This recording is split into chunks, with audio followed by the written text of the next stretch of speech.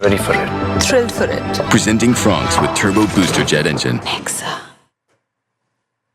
MI give it a bit of a whack and in the process get their highest total batting first in the IPL 2025. Highest total for MI in this year's IPL, 217. And now we have so much to look back on and so much to look forward to with the Royals coming out with the bat. This is Nexa Presents, ESPN Riggin for Timeout. Abhinav, Mukund, Aakash Chopra and Matt Roller all in readiness. Who got their prediction right? He's on a roll. You were too short. Yeah. None of us is the answer. Said that. He just did the Hardik Pandya. 217 for 2. What did the Titans get the other day? I'm just trying to remember because it's well below par. 205? 205. Yes, they got 209. So now 217. Advantage Mumbai or par or above par? Above par. Okay. I would have thought 200 again was par on the surface. 217 is definitely, at that stage they were looking good for 210. 217 is a good score. Okay. Surya Kumar Yadav, orange cap now on him. Carries on from what we said on the pre-show. This is him in proper Oh, form. he's brilliant actually. And while I agree with Abhinav that this should be enough, but I still feel that Mumbai should have got more. Because, I mean, there has to be some amount of greed there because if you're only 2 down, everybody has scored the runs. The 2 openers get to half centuries, the number 3 and number 4 get to close to half centuries. Then, I mean, if you've got 8 wickets in the hut, get to 240, 250, why not? That's just my thinking. Yeah. So even though it might be enough, but I still feel that they've left a few on the pitch they could have scored that they haven't. On that point, it was like when watching that innings, that every time I look up, there's a boundary and everyone's looking good. And yet they were going at 10s or less than 10s for 15, 16 overs. What's the story there? Were there a couple of really quiet overs and then lots of big overs? Well, I think the story is potentially the fact there are a lot more 4s than 6s, 26 4s and only 7 6s. Might be because you do have some of those big pockets at the SMS.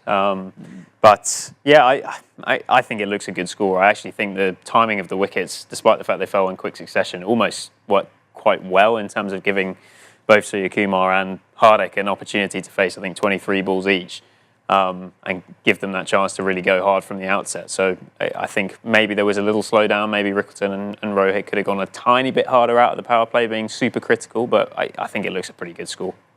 Let's go to the start between Rickleton and Rohit because it looked like they weren't necessarily hitting everything as we tend to expect with the strong and long and deep Mumbai batting lineup.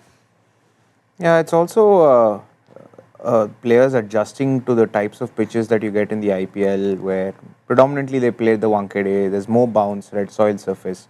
Playing at Jaipur where it's skidding on more, it's slightly lower. Right. And I'm also surprised with the number of 6s. I quickly checked what happened in the previous game. 11 for GT and 15 for RR. So it's not known to be a 6-hitting ground, but then everybody's instilled the fear that after last game, if they're going to out-hit us and hit more 6s with more power, then what happens? But then again, I still feel this was a very good.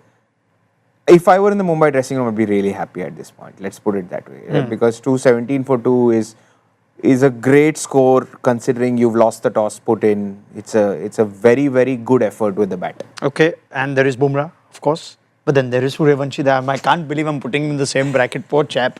They really built him up too much. I'll come to that in a second, but let's just pick the standout innings from that. Let's just extend a little more on Surya. If there's anything that we haven't seen before or what impressed you most about his innings today? Well, everything. Every time he's going out to bat, of course.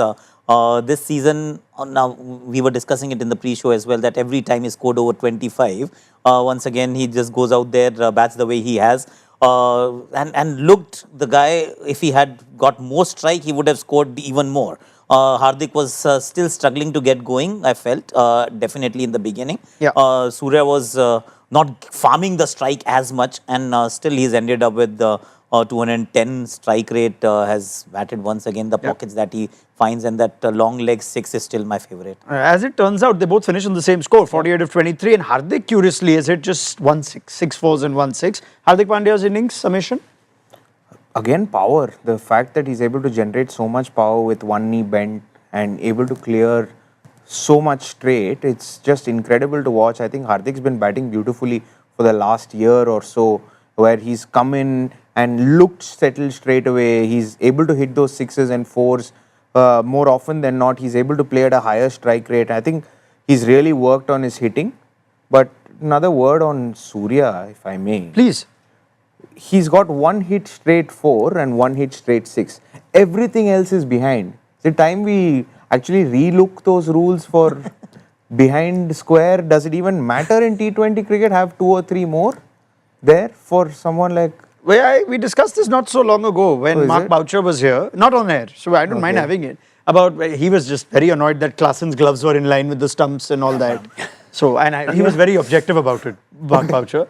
But he said we need to go to some rules which are completely redundant in the game. In the test match, I understand. Yeah, so that's what I said. I said the one rule they can revisit is this one. It doesn't have any real value in saying you only need 2 fielders behind square on the leg side. Believe it or not, from front of square till long on, he's not scored anything. He's actually almost created a strong zone out of the rule. Exactly. I wonder if he thought of it like that. No, what? There will always only ever be 2 fielders over there. So my odds are significantly higher. And he's not, he's not from the generation that grew up playing white ball cricket or T20 cricket. Started very late, blossomed late, but he's got that game which is ideally suited for T20 cricket and nothing else. I'm sure there's an intelligent man, much like yourself, at the MCC these days.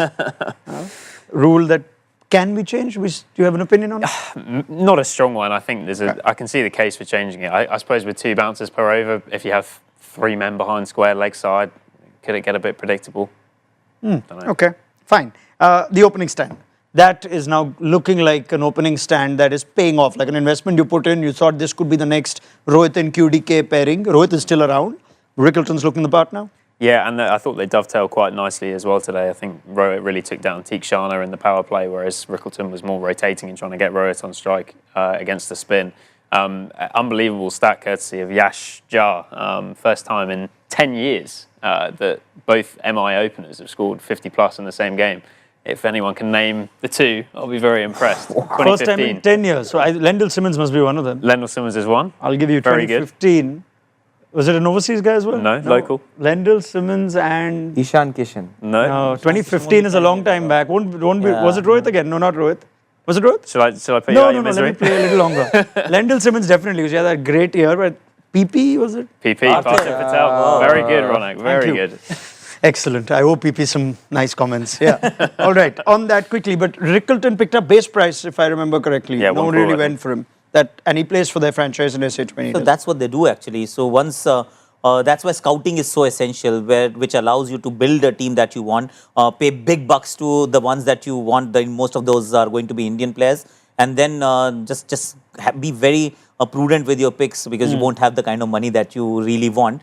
They always like a left hand, right hand combination. Quinton de Kock, he's like almost like a mirror image of Quinton de Kock, and they really like him. So liked him and now like him.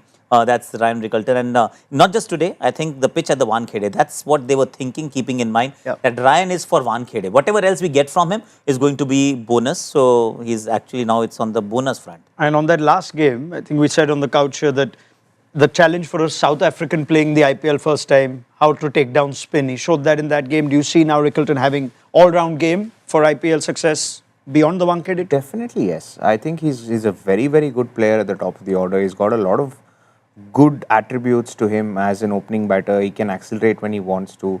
Very decent player of spin. It's not like you find too many challenging surfaces for spin in the IPL anyway. So it's spinners bowling, but it's not spinning, if you get the difference. So I don't think there's too much of a worry there. I think he's an exceptional player square of the wicket with the shorter boundaries. He's the ideal fit, and it's a great addition to have in a 3-year cycle. All right, let's talk about RR's bowling, whether anything more could have been done. As it turns out, Parag perhaps is the best bowler of the day. I thought he'll bowl one more because he was keeping things quiet. He also got a wicket. I thought he might just actually slip in another over, bowling round the stumps and bowling wide, and for some strange reason, nobody was trying to hit him out of the park. Very happy, very content, just rotating strike in that particular phase. But then I don't think they could have done anything else, to be honest. They don't have the bowlers.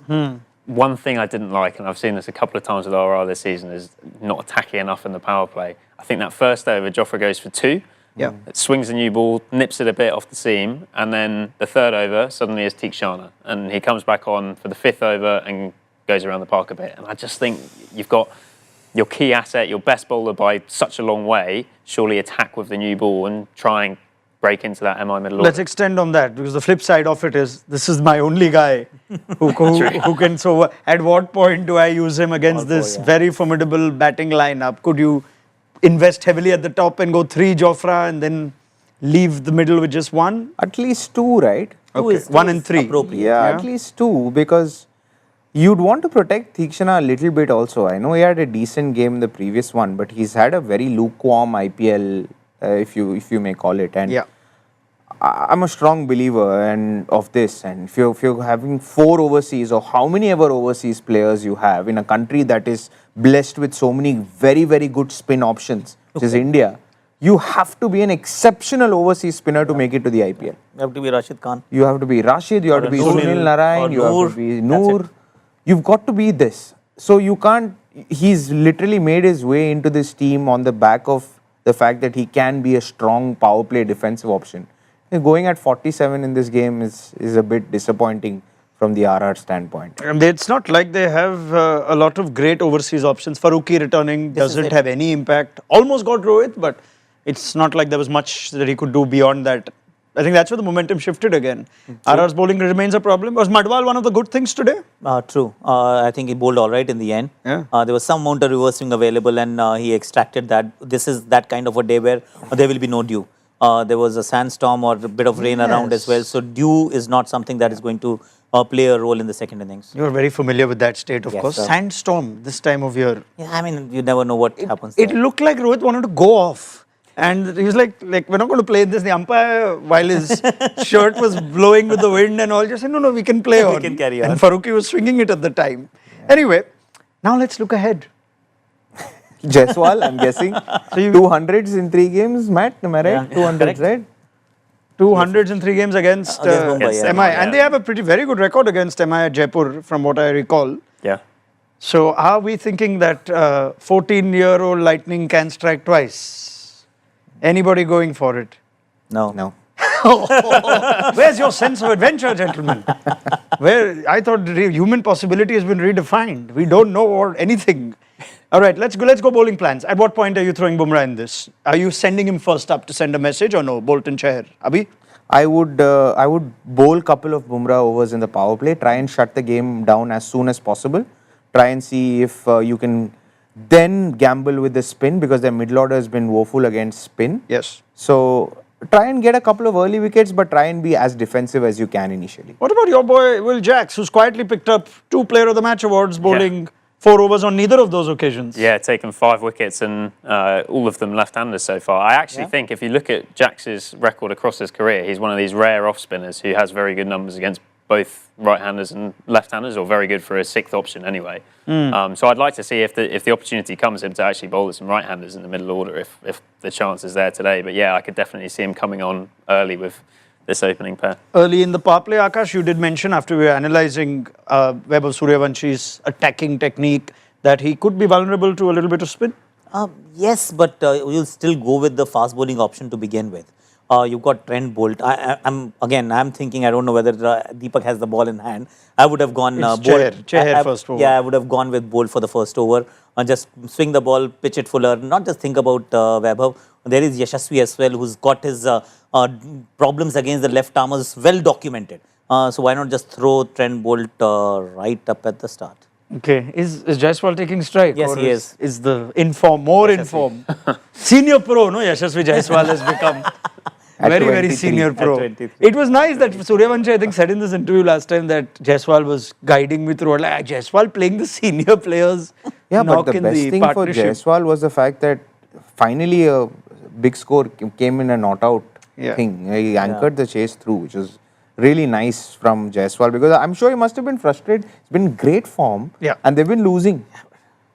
It doesn't finish, so that's the thing, and it's been a problem. Let's just confirm that it's not like it's all hunky-dory. They lose there also out of the playoffs race, aren't they, today? Matt? Yeah, correct. Okay. That was the situation in the last game even, so yeah, it's must win from here. Better have their eye on the ball. Let's get predictions. Will RR be the second team to be out of the race? Or will MI's 5-match winning streak come to an end? Abhinav, Mukund, prediction? I'm going with MI. Comfortable? I would think so. Aakash 20 Chopra? runs. Likewise. Sorry, 20 runs. 20 runs. 20 runs. Okay, still some runs. Akash says likewise, and Mr. Raunak. Yeah, I fear it could be a real wipeout today. I reckon 60 runs, 60-run win. Wait, there's no love for this. I am going to say RR to do it. Go on, Vaibhav. Show us what's possible. Take Bumrah down. All right, let's see where this game's... You know what? Before I wrap it up, how will Suryavanshi get out today? Let's have some fun here. Or if he gets out. Call the bowler, if not the wicket. I'm going bold. Okay. I'm saying caught mid off. Caught mid off, bold. Bold. Bold. Bold. Snicks off to Deepak in about 2 balls' time. Oh God, okay. Okay. I think he will get out. So, at some point. You just said, come on, Vaibhav, in the previous sentence. Again, like he got out in the last game. He will get out after a Seal it. century. Will Jacks will get out. Oh, That's what Will. will happen. Anyway, right, this should be fun. Let's see where the game stands at the end of it all. On Nexa presents ESPN Cricket for Timeout. On our way out, though, we have been showcasing our Fab 4 in the ESPN Cricket for Crickcaster powered by Nexa. And this is what Dhruv Shukla has got for us today.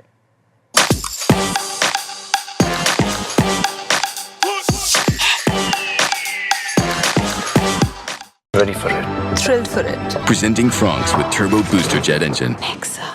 It's a hot summer morning at the Azad Maidan. The chai is brewing, the whites are shining, and the heat is really rising out here. But today, it's not about those who bat, bowl, or win. It's about the 2 men in the middle who stand tall, no matter what they face.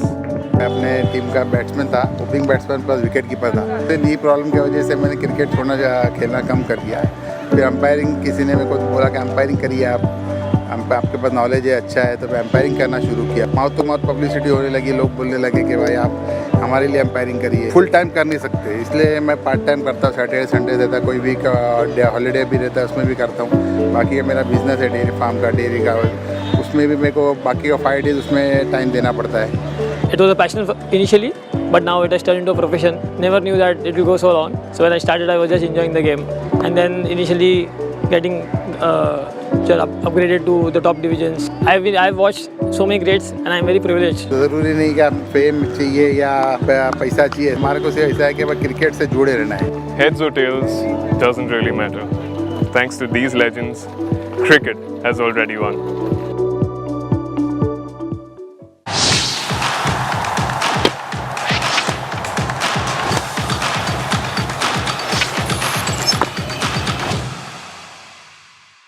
Ready for it. Thrilled for it. Presenting Franks with Turbo Booster Jet Engine. Nexa.